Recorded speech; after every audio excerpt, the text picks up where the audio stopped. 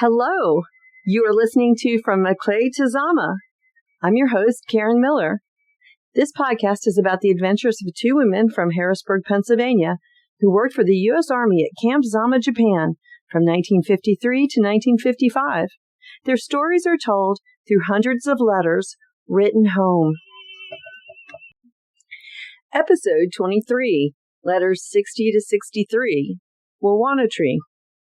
Have you seen the photos of the people driving through the redwoods and sequoias in California?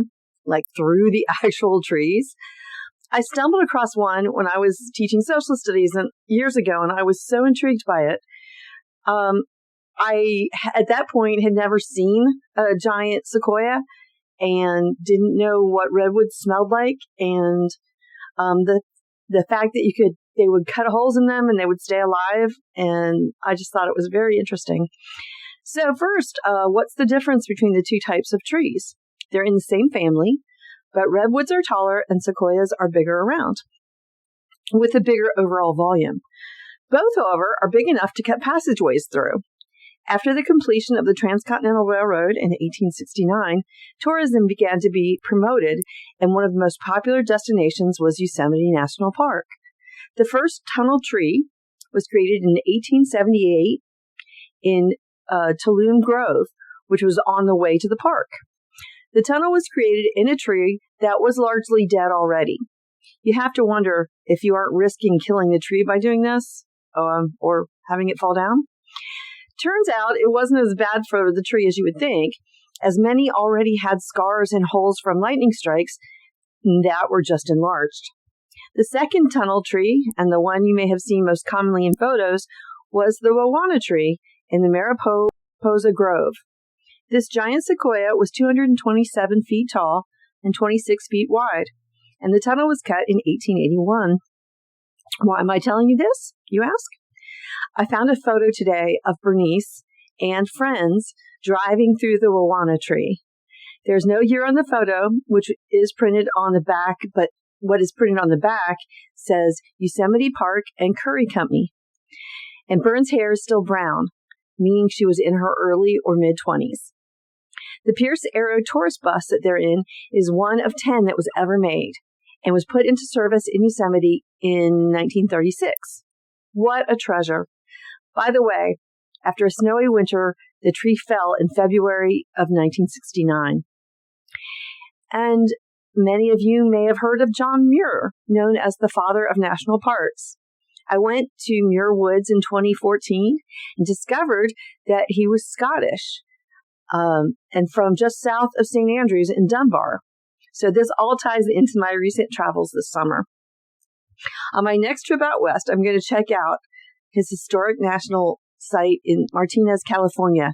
He had a beautiful home that you can tour. Letter 60 shows Peg as happy as she has been so far in these letters. I think she really struggled with homesickness. She never was as fond of travel as Bernice.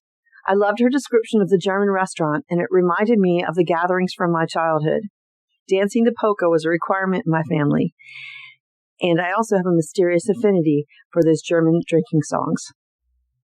A friend from Harrisburg is hospitalized near Camp Zama with a stomach ulcer. I also found out that one of Peg and Bern's cousins passed away from a stomach ulcer in the 1960s. I know that stomach ulcers are uncomfortable, but I didn't know they were potentially fatal. Apparently so, and even with today's medical advances, although the death rate is steadily improving, there are many deaths every year from stomach ulcers. Well, let's get to the letters from this week. Letter 61 is from Bern and was written the 8th of December, 1953.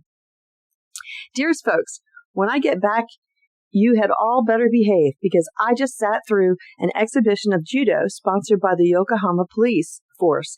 And now if I don't like what you're doing, I'll just throw you over my shoulder. It was a very interesting demonstration.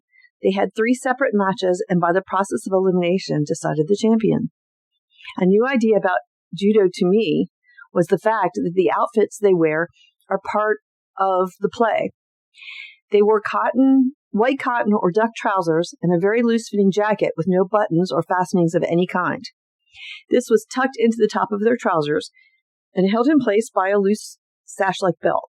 The belt is the badge of their proficiency. They are graded first grade, black belt, etc., up to 10th grade, which is the best. The champion defending his position wears a red and white sash.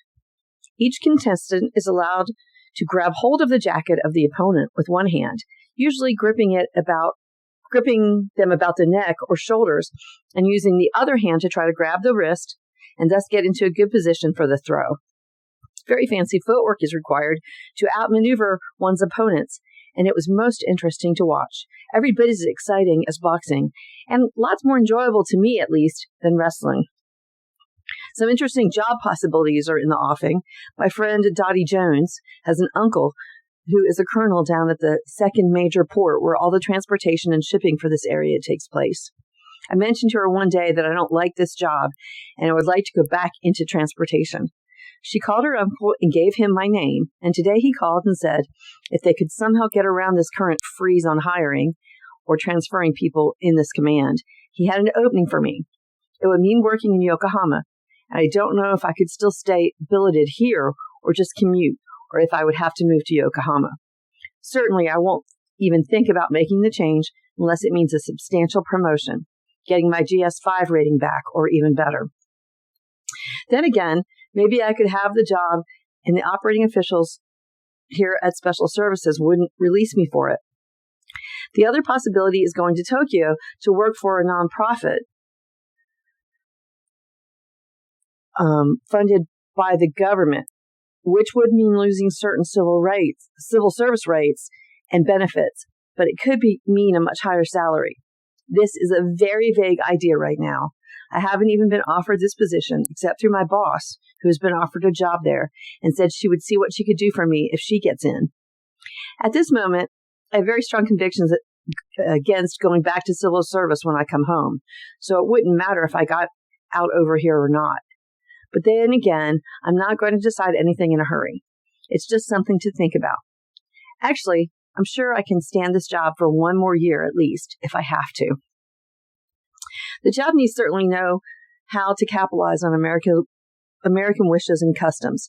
The shopping section at Yokohama, our favorite Azaki Street, has huge silver bells and green garlands strung across the way, and cheap and gaudy imitations of Christmas decorations are on sale at many of the shops. Some Army chorus is presenting the Messiah next Sunday evening at the Chapel Center in Yokohama, so a crowd of us plan to go, celebrating one gal's birthday afterward at the apartment of Beryl Benson, who's a GS7 in town. She works at the port too and has her ears open for me. She's a nice person and is going to go along with Peg, Vi, Jeanette, and I to spend Christmas.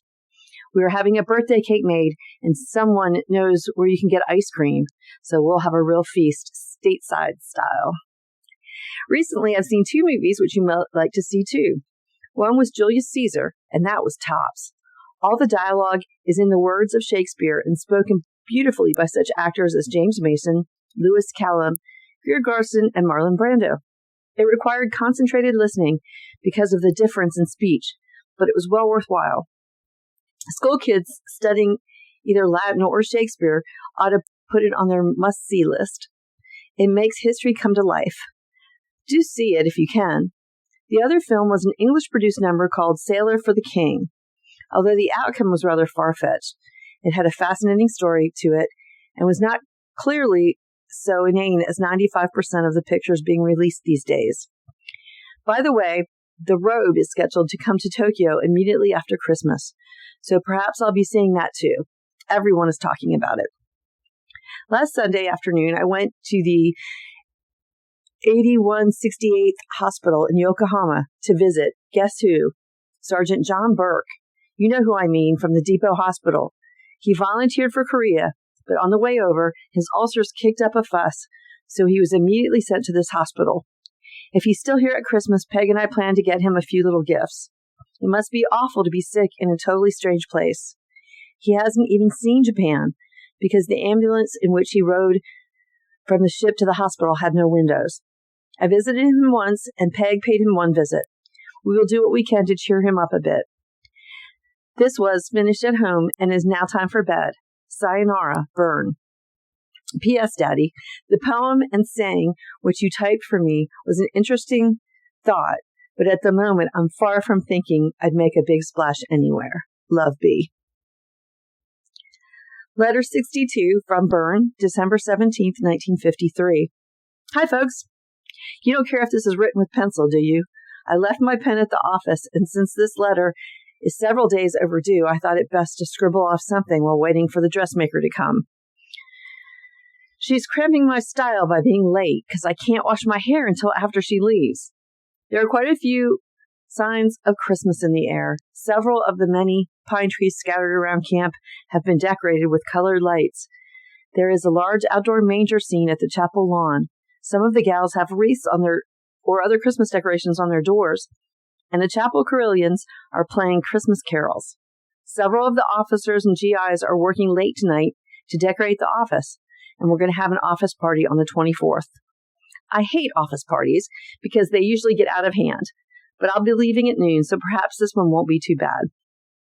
Peg has already written to tell you about her delight in receiving the Christmas boxes. We are more than well stocked with good Christmas eats. Pete was a doll to send that cheese and bologna. Good. We've been sampling the cookies right along, but we're saving the applesauce cake for a special treat. Everything arrived in fine shape and is greatly appreciated. Some time ago, Peg sent you several prints of professional pictures taken of Zama. When you see the one of the highway, although the construction business has since been completed, think of me. You see, I live on one side of the highway and work on the other, so it plays an important part in my daily travels. During the morning and evening rush hours, I take my life in my hands to cross it. The Japanese policemen have evidently never heard of pedestrian rights. They are concerned only with keeping traffic flowing, usually in 4 directions at once, while we poor office slaves wait patiently for our chance to dodge our way merrily across.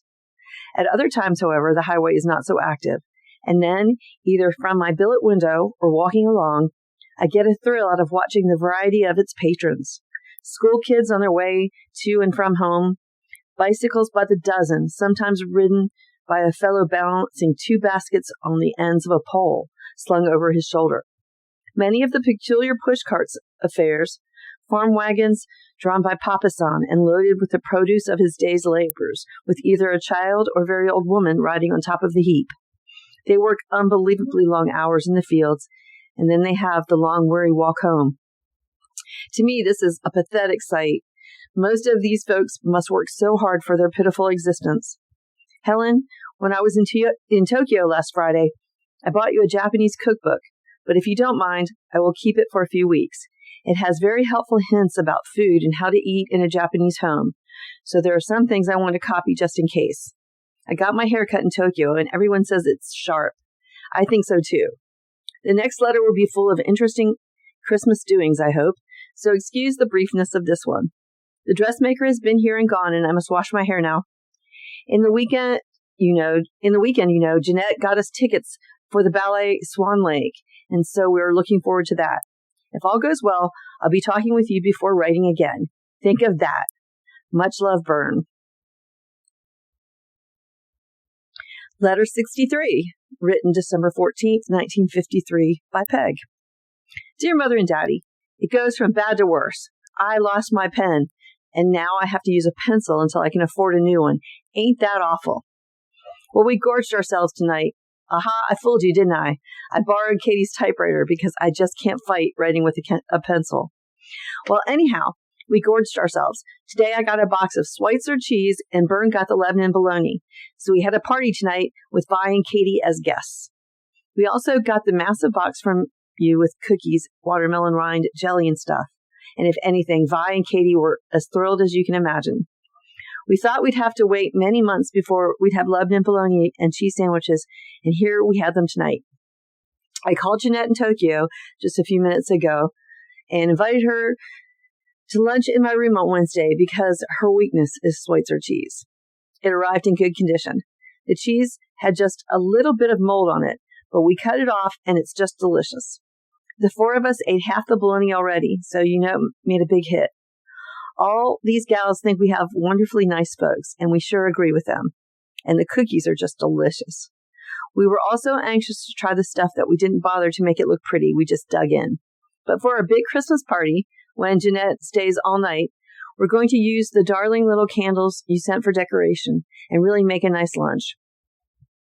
Pete is just doing too much, though. However, her presentos are making Tokusan hits with the 2 harnesses plus everyone else in the billet. And everyone thinks, as I said before, that we have real fine folks. Say, when you write those newsy letters about who comes to visit and who you go to see, I sure miss you. Today we got Christmas cards from Hazel and Ralph, Reverend Martin, Aunt Dora, and they all want to know what Christmas is like in Japan. Well, to tell you the truth, Americans over here celebrate it the same as they do back home. Of course, the dependents have it made because their families are here together, and the rest of us are just concentrating on how to feel the least homesick. We really don't care whether it comes or not, and I know we're going to feel mighty blue after talking to you, but everyone feels more or less the same way. I had a fitting last Saturday on my Chinese dress, and it looks pretty nice. As of now, my social life is practically at a standstill. I guess I'm losing my fatal charm, or else he's broke, because I haven't gotten a phone call in a week. I sure would like to have a date with him on New Year's, but if I don't, so what? I just decided to have a pair of shoes made out of the leftover brocade to match my dress. I think it will be pretty sharp. But there goes another 3,000 yen. Friday night, I stayed in. Saturday, we went shopping in Yokohama, and then 4 of us went to the 45. Some fella whom I thought was a perfect creep asked me to dance, and I thought that he'd be stepping all over my feet. Well, he turned out to be the most marvelous dancer and a real interesting person.